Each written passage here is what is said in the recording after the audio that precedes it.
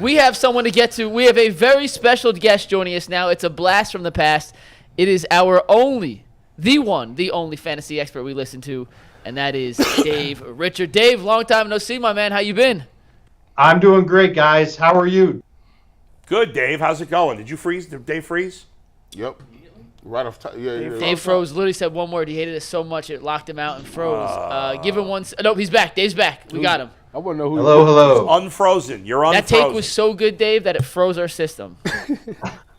That's usually how my takes go. Yeah. Dave, it's that time of the year. Everybody's going crazy. Jay Jettis. You got draft. And things have changed so much since when you first started as a fantasy analyst. And I've known you for, 12 years, something like that. Whatever. Yeah. Really long time. Yeah. And even way before that, it used to be everybody kind of played the same way.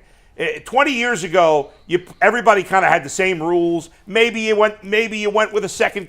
Even I don't even think there were second quarterbacks really back then. It was really just PPR and non-PPR was the only thing. Now there's so much variety between the two quarterbacks or a super flex, if you will, dynasty, best ball, keeper leagues. It's crazy when you make your rankings and stuff like that. Do you just do one list, or do you have to do one for keeper, one for dynasty, one for two quarterbacks? I mean, it's very complicated now.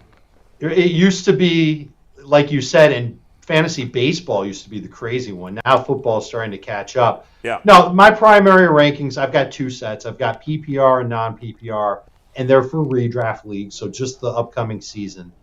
I think we need to do more of that, and I think there should be more of that. I just need to figure out a way to do it more efficiently. But there is absolutely a growing appetite for change in fantasy football.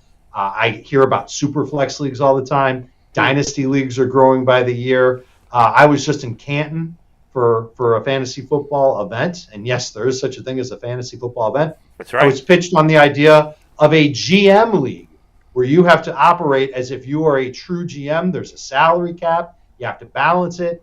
There's trades. That has to be fair as well.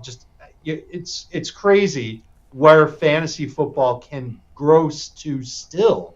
That hasn't necessarily been there yet. But for the majority of the people, at least who play on CBS Bowl, they play in redraft leagues. They keep it simple. It's a fun way to stay in touch with friends. It's a fun way to compete against coworkers or family. You get the idea. That's still the majority of fantasy leagues as we sit here today. Speaking of which, we are doing the second year of the Ultimate Cleveland Sports Show Fantasy League. You see my trophy there. It's not in front of me right now because I normally sit in that seat. But I am the defending champion. Mickey Mouse Championship. Shocker. Mickey Mouse Championship. Why is it a Mickey Mouse Championship? Because you won. There's my championship. I plan to win it again. Now, in fairness, G. Bush, who's sitting next to me, he really had the best team. He had the best team, but his team choked in the playoffs when it mattered. Cooper Kupp gets injured. Cooper Kupp's injury hurt you. It hurts me a lot. But he was gone long before the playoffs, though. And that brings me to it. I think it like this. Is there an undervalued position? Before people used to tell you, hey, stay away from tight ends. You can get one on the waiver wire. Now you look at it, and if you can get one, they can really pay dividends, especially late in the season.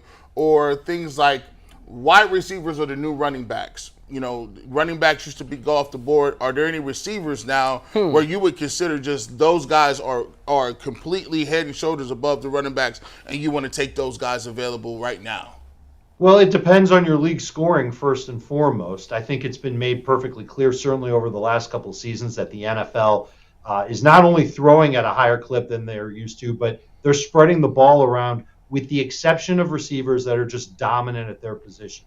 So while guys like Justin Jefferson and Jamar Chase are on pace for double-digit targets per game, there's a bunch of other receivers that aren't even close to that because they have to share with other wideouts on their team. You can look at the Bucs receivers as an example of that. Still getting a lot of targets for Chris Godwin and Mike Evans, but not necessarily the same type of amount as you'll see from the elite types of wide receivers. And in PPR leagues, the top 12 of the position outscored running backs from wide receiver to running back. Yeah. Success rate, higher for wide receivers than it is for running backs. Even number 2 wide receivers versus number 2 running backs, better for wide receivers.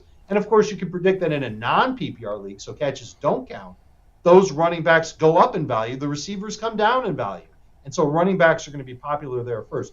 I think to answer your question, G, we've entered a time where just the elite players at each position are getting pushed up in drafts. We're seeing Travis Kelce as a top 10 pick. We're seeing Patrick Mahomes. We used to say all the time, and Bull can attest to this, you have to wait on quarterback, don't take one early. Now I kind of see the case to be made for Mahomes, Jalen Hurts, Josh Allen to be round 2 picks. I still wouldn't take them in round 1. But in round 2, I think you absolutely have to take them. Those are the types of moves that are changing in fantasy. And then the last point I'll make is that when you get – there's going to be a point in your draft, and it might be round 4, where everybody kind of looks the same. And at that point, you have to go with the players who you think, in your mind, can break out and be big time this year. Yeah. And it might have to take something completely unforeseen for it to happen, like an injury, something like that. And it could also go the other way, where that player that you drafted gets injured or takes a step back in production, and it kind of hurts your team a little bit. But there's going to come a point in draft where you're going to need to figure out a way to differentiate between players that look the same. I think that's just something that every fantasy manager has to figure out before they go into their drafts. Dave, it's 2 wide receivers, since we're talking about wide receivers. There's 2 wide receivers that, kind of didn't have had up and down years. One got hurt. Cooper Kupp, is he still considered a first-round pick to you? And where do you see DeAndre Hopkins? I'm trying to plan my attack, I like it. I think the majority of fantasy managers see what Cooper Kupp has done over the last 2 seasons with Matthew Stafford, and they will race to it. There's potential he could be the number 1 receiver in fantasy. Better points per game than even Justin Jefferson last year when he was on the field. Everybody's going to be a little hesitant because he got hurt last year. He had the hamstring pull in training camp already. I know he's starting to practice again. Stafford's healthy, and this is a different type of Rams team. Their defense isn't going to be as good, so they should be chasing points a lot. I wouldn't be surprised if he led the league in targets this year. Certainly targets per game. Could be as high as 12 targets per game. Wow. I just think that he's going to continue to get open. He's kind of used the same way. Well, actually, it's more like this. Justin Jefferson and Travis Kelce are kind of used the same way that Cooper Kupp's been used in LA. That's been that copycat that we've seen from those other teams. And I just see Cooper Kupp as a clear first-round pick, especially in PPR, maybe late round 1 in non-PPR. You asked about DeAndre Hopkins. He's also been on a diet of 10 targets per game. I almost said 10 touchdowns. That would make him the number 1 pick. 10 targets per game. In Arizona, he had it. In Houston, he had it. I don't think he gets there in Tennessee. The Titans have really proven over the years that they love Derrick Henry and they want to run the football. That's an example of what I was talking about a few minutes ago. If Derrick Henry were to become ineffective or get hurt, then I think DeAndre Hopkins would go right back to that 10 target per game range. He would be worth a very good pick. But Derrick Henry is half cyborg. He rarely gets hurt, and he's been dominant even in terrible situations around his team. So I don't see DeAndre Hopkins quite getting there. I like him in mid to late round 4 in PPR, maybe closer to round 5 in non-PPR. Very nervous about the amount of touchdowns Hopkins will score this year. Hey, Dave, we talk about Nick Chubb here as much as I think any player gets talked about in any market around the country. We love Nick Chubb. We think he's unquestionably the best back in the NFL in terms of on the field on Sundays with what actually happens. The Bull almost spit up his water. I wasn't sure what he was trying to do there. But when you look at it from a fantasy perspective, I'm out of control. Is Nick Chubb a top 2-3 running back? I know he doesn't have the same catches as McCaffrey, but he's so damn good. Is he not a top 2 or 3 running back in fantasy terms? No. Look, don't hang up on me. I'm going to say no. And it really comes down to what I kind of felt like I saw in that first preseason game against the Commanders and where I think this offense is going. And that's really more what it's about, is the direction of Cleveland's offense. Deshaun Watson looked comfortable. He said after the game, I asked him a question about it. I was there. I asked him a question about whether or not he's more comfortable this year. He said he's way more comfortable. And so I would expect this offense to do something it hasn't done yet under Kevin Stefanski, and that's throw the ball close to like 57% of the time. And that's not even going to be – that'll be like league average this year. And I still think that there's room for that to even go up. I think they ride Deshaun Watson a little bit more. And I don't think that necessarily means that Nick Chubb's going to be completely out of the game plan. I think you can still see 3 targets per game. He had that on average in 2019, probably a higher target per game average when Kareem Hunt wasn't on the Browns at that time. But I do worry about Nick Chubb being exactly as good or better than he was last year. And last year was a career year for him. over 1,700 total yards, 13 touchdowns. The guy is an electric running back. I just feel like in this era of fantasy, there are a few running backs that have a higher ceiling than him. It's just what I worry about. Like McCaffrey, I'd rather have him. Eckler, would rather have him. I've had a chance to see Bijan Robinson in person. I'd rather have him. I think he's going to catch more passes. Where I really get hung up on with Chubb is versus Saquon Barkley in New York, Tony Pollard in Dallas. You could make the case for Chubb over those guys, and that would make him the number 4 running back in fantasy. I look at him as someone that you're going to take with like a top 7 pick in non-PPR leagues, because I'm sure about those carries. I think he's going to get the majority, obviously. But in PPR, I still worry about him getting maybe 35 to 40 over the course of the season, and that's not bad. But you're usually looking for, in round 1, a running back to get 60-plus catches over the balance of the season. Dave, you talk about DeAndre Hopkins, doesn't matter who he's playing with. That's the case with some guys. But I definitely factor it. Like, I look at Mike Evans and Chris Godwin. With Baker as their quarterback, I'm staying away. I don't want Kyle Pitts and Drake London because I don't trust their quarterback situation. I don't want Terry McLaurin because I don't trust Washington's situation. How big a factor is it for you, the teams that have the bad quarterback situations, especially the wide receivers on those teams? Well, first of all, I do think that DeAndre Hopkins does fall into this bucket that you're talking about, because he's caught passes in the past from some pretty bad quarterbacks, but he's also caught passes from Deshaun Watson, Kyler Murray, and those guys I think are pretty good quarterbacks, especially compared to Ryan Tannehill. Tannehill's serviceable. He's probably better than that. I'm probably downgrading him a little bit, but I just think that the offense in Tennessee doesn't tailor itself to helping DeAndre rather, having a big year. You can see where my mind's at. I'm still thinking about the Browns. We are seeing quite a different type of ADP for Mike Evans, just as an example, this year compared to prior years. And you could throw Chris Godwin on that list. You could throw Michael Pittman on that list out in Indianapolis now that they've got a rookie QB there. I kind of agree with you on McLaurin. His ADP is a little bit lower. What if I told you could get all the receivers that I just named in late round 5 or later in full PPR? Whereas Evans previously was like a round 3 pick. Godwin was a round 3 pick.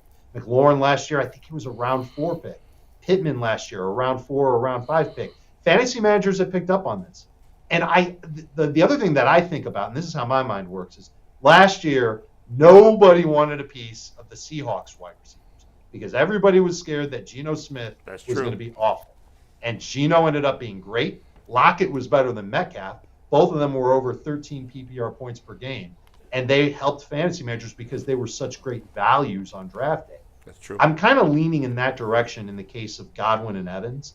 I know that Baker Mayfield isn't a great quarterback, but those guys are going to change their roles a little bit in this offense. And I think Baker can hit them on short area stuff. I think Baker will actually look for Mike Evans inside the 10-yard line, and that'll really help him out. So I'm with those guys, and I'm with Pitts too, because I saw Kyle Pitts last year getting wide open a ton, and Marcus Mariota couldn't hit him. I've seen Desmond Ridder practice in person this offseason. I'm not going to say that he looks great, but I think he's an upgrade on Marcus Mariota. And so that makes me hopeful that Kyle Pitts, especially at his depressed ADP, he also is getting drafted in late round 5. I think he's worth taking a chance on in that range. Dave, I had Jalen Hurts. I went on a limb and drafted him, and he showed up and showed out. What is his ceiling this year? Is he between him and Mahomes the number 1 pick? Or what are some other guys who you think could be a dual threat quarterback sneakily that can have really good years, kind of like Jalen Hurts did last year? Love this question. I don't know if there's anybody that can have a year quite like Jalen Hurts had last year, but I'll get to that in a second. Let's talk about Hurts first.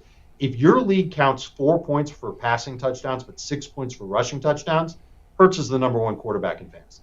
I think Philadelphia will actually be in more competitive games this year. I don't think they're going to be able to just steamroll their way with the ground game to a bunch of victories. And I think they'll want to flaunt those wide receivers that they have. And Jalen Hurts has looked outstanding in camp for the 2nd year in a row. The secret's out on him. He's turned out to be an amazing quarterback, and he will be great in fantasy. In 6-point for passing touchdown leagues, only Mahomes is ahead of him. I have Josh Allen 1 spot behind Jalen Hurts because I expect Jalen Hurts to keep that rushing production going. And that includes touchdowns. Remember, they gave up on Miles Sanders. He's in Carolina now. and they added DeAndre Swift, who's more of a pass-catching back, I could see Hurts running for more touchdowns this year than he had last year. And I think he can be a better thrower this year than he was last year. So I'm all about Jalen Hurts. Every time I'm in round 3 in my drafts and he's there, I take him. It doesn't matter what I need. I'm never taking really a quarterback in round 2. Love Jalen Hurts and love the upside. Who is the next Jalen Hurts? I'm looking at Indianapolis and Anthony Richardson. And this is where I say he's not going to be as good as Jalen Hurts last year. But he might be as good as Jalen Hurts 2 seasons ago, when Hurts was a top 12 fantasy quarterback on a points per game basis. We know that Richardson can run. I don't love the interception that he threw in the first preseason game, but I don't think that's on him. I think the receiver ran a bad route. There were 2 throws that Richardson made. One was a dart. It was like 20 yards to his tight end. He threw it over a linebacker's head. It was accurate. It was amazing. And then he also had a deep bomb to Alec Pierce that Pierce dropped. If Pierce catches that for a touchdown, then the whole world is going to race after Anthony Richardson. But he didn't. And so fantasy managers didn't see him score that touchdown. They didn't hear about it on social media, and they're not as interested in Anthony Richardson. You can get him after 100th overall in fantasy drafts. I personally would take him before then because he's got so much upside. And I would pair him with a veteran quarterback who you can get like 20 fantasy points from, like Kirk Cousins, Aaron Rodgers, Geno Smith, I think I would pair him with. And just have 2 quarterbacks going into the season, one with huge upside in Richardson and one who's got a safe floor like one of the veteran quarterbacks. That's the guy that I would say could be the next Jalen Hurts. It could take a little while, but he's the one that just has that rushing profile like very few quarterbacks in fantasy have.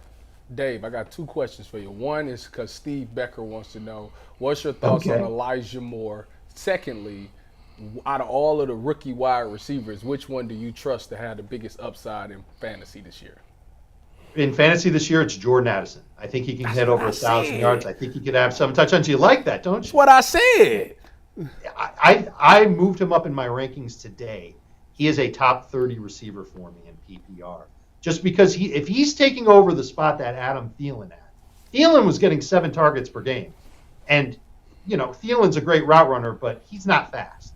Addison's a great route runner, and he's fast. And he's got good hands. And I think that the Vikings are going to be one of like 3 teams this year that might throw the ball 700 times. I think the Chargers are another team that could do that, by the way. And, of course, Kansas City always, Buffalo or other teams. So more than 3 teams, I guess. But Jordan Addison is somebody that I'm starting to really get excited about and starting to even reach for a little bit. Ahead of the Steelers wide receivers, ahead of Hollywood Brown, and, yes, ahead of Mike Evans even. And I like Mike Evans.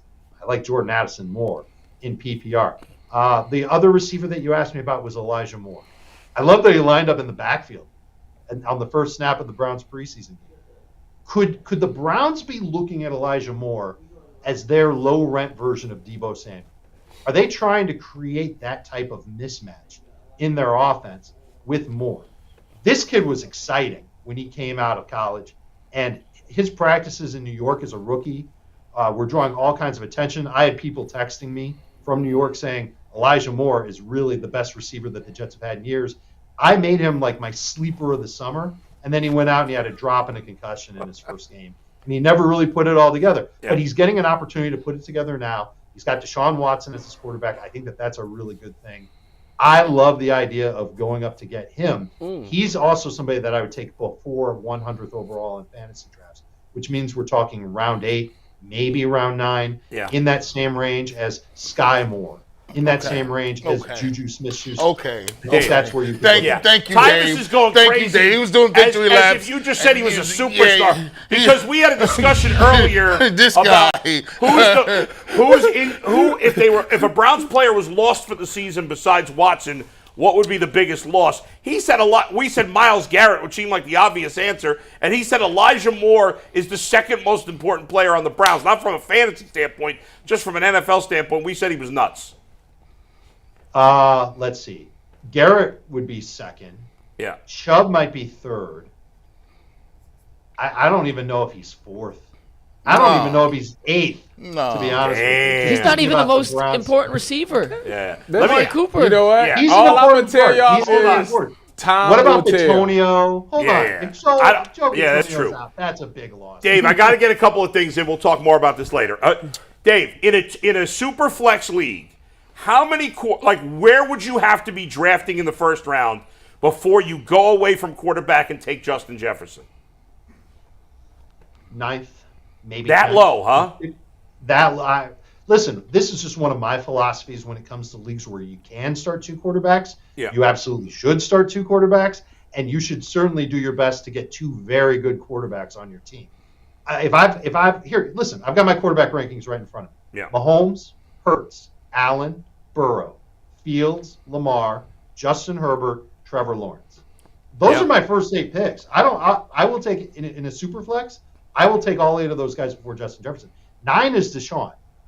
I don't know if I can take Deshaun over Jefferson, and I don't know if I have to, because Deshaun might make it back to me in round 2. And if he doesn't, then someone like Tua or Dak, Cousins, they'll make it back to me in round 2. But in that type of draft, I try and get 2 quarterbacks with my first 3 picks. So you're saying Mahomes number 1 overall if it's 6 points for a passing touchdown, Hurts number 1 overall if it's 4 points. I mean, it's a coin flip between those 2 anyway. But no, I mean not if rushing is favored, because Mahomes just doesn't run it as much as Hurts or Allen. Are there any guys that you can draft and get a bargain on that you would stash? Maybe an Alvin Kamara, maybe somebody who you're thinking about. You're like, ooh, last year I took Deshaun Watson, put him on my bench, and it ended up being a keeper league, so I have him this year. Is there anybody that you would kind of stash and just say he may be a rookie or a quarterback might not be up to speed, but middle of the season I think he'll come around. We'll put him on my bench. Is a guy that can potentially make a splash. Sure. The very first name that popped into my head is Roshan Johnson of the Chicago Bears. Loved how he looked in the first preseason game. Saw him practice in June, and even though he wasn't really practicing with the starters in June, the coaching staff loved him. And I think he's going to get an opportunity to be – he might be the number 2 running back in that offense week 1. He might be the number 1 running back in this offense by Halloween. He's a really good player. He's a 3-down player, very physical, and Chicago certainly would love to have somebody like that, and his efficiency would spike if he's playing the majority of the snaps with Justin Fields. So that was the first name that came to my mind. Here's 2 more, one at different positions.